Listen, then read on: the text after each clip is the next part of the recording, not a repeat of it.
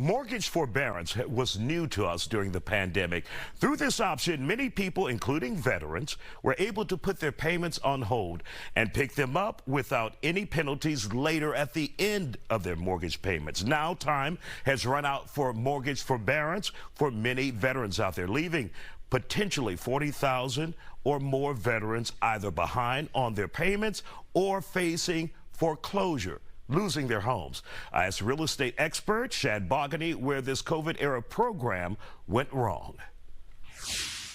Well, I think initially the issue was that these participants in this particular program were told that the balance that they owed on their home would all be put on the back end and goes along with forbearance. And so now they're being told that the money is due now. Now you can refinance, you can sell your home, or you can just pay us what you owe us.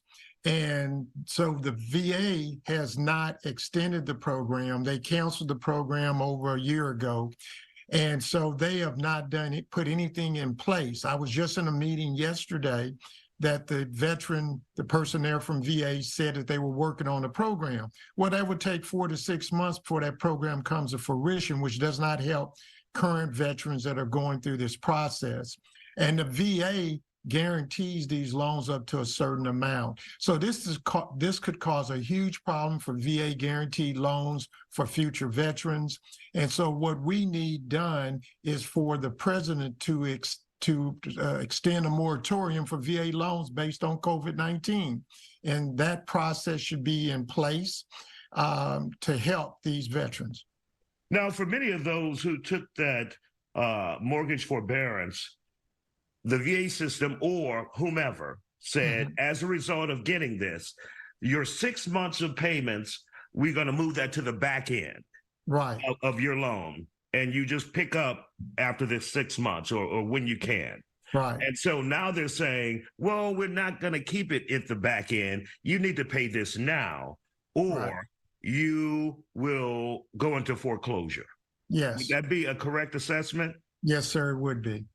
Now, how did the plan change like that mid-game on people?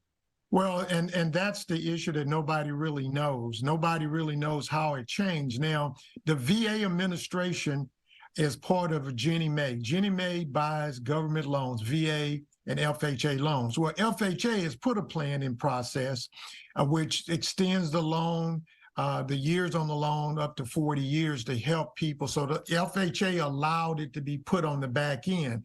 What I don't understand is why VA can't mirror the FHA program and do the same thing and make adjustments based on what the veterans may need, because the loans are a little bit different, but they're being bought by Ginnie Mae. So if FHA can do it and it's working fine, why can't VA do it?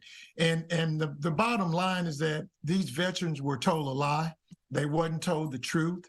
And that could be a change in administration. You just don't know. But I think you're going to need President Biden to step in here to help these veterans. Now, and we're looking at, 40,000 people, 40,000 veterans around this country, including right here in Texas, who are behind or could be in foreclosure right now. And you said that the VA system is working on a fix for this. But like you said, that fix is anywhere from 4 to 6 months down the road. That doesn't help people who are in foreclosure right now.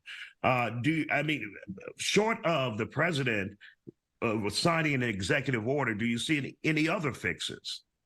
Well, four or five senators have sent a letter to VA administration asking them to halt the foreclosures. I think it's going to take somebody like the president to fix this. I don't think Congress is in a position to fix it.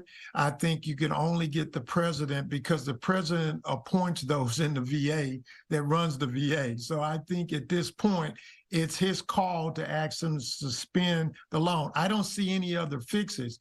The veterans cannot refinance because the interest rates are higher.